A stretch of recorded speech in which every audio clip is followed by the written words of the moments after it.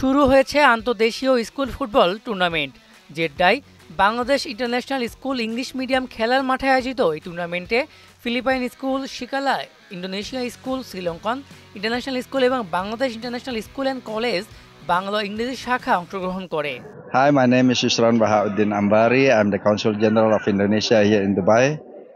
Today, I am so pleased to be invited to the Bangladesh International School to attend a football tournament which involved some international schools in Jeddah here, including Indonesia, Sri Lanka, Filipino, and also Bangladesh International School. This is a very good event where all the students, all the boys from the different schools, different nationality can come together, enhance the people-to-people connection, to increase their knowledge about others, to increase their understanding about other cultures and everything. And this is something very positive that we can share to our children.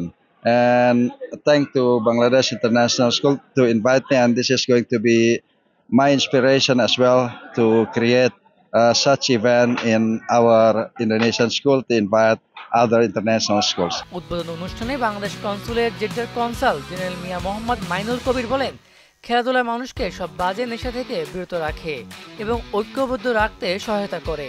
পাশাপাশি খেলাধুলার মাধ্যমে তরুণরা আগামী দেশ গঠনে সহযোগিতা করবে বলেও মন্তব্য করেন তিনি।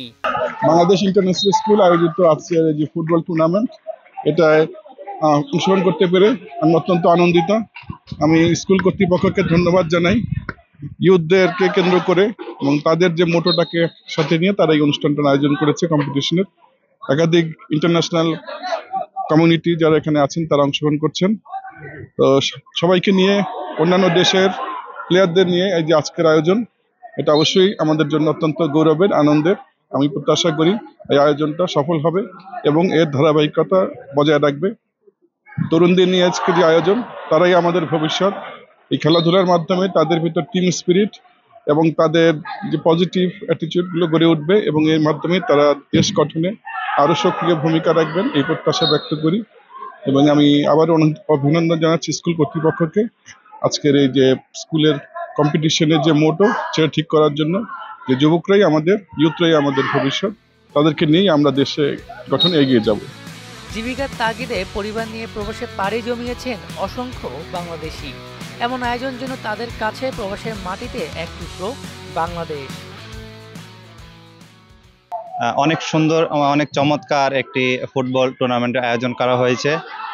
আমি আজকের আমন্ত্রিত অনুষ্ঠানে এসে আমার কাছে আমি খেলাকে খুব এনজয় করতেছি, খুব ভালো লাগতেছে যে বিদেশের মাটিতে যে দেশীয় একটা যে আমেজ এবং খুব চমৎকার খেলা হচ্ছে।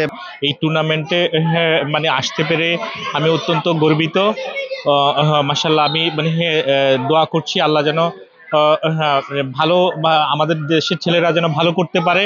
আমার মনে হচ্ছে সৌদি আরবের বুকে এক টুকরো বাংলাদেশ।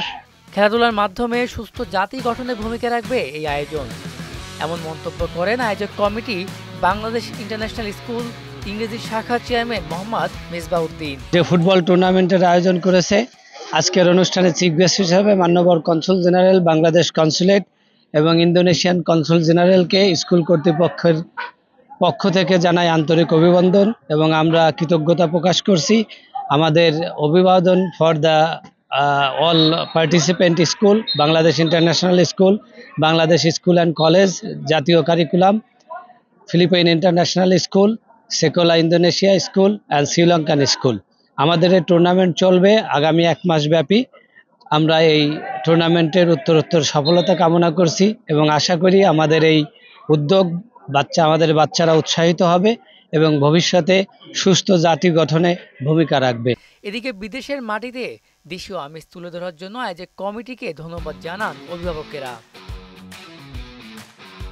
মেজবা রহমান, মোহনা ডিজিটাল।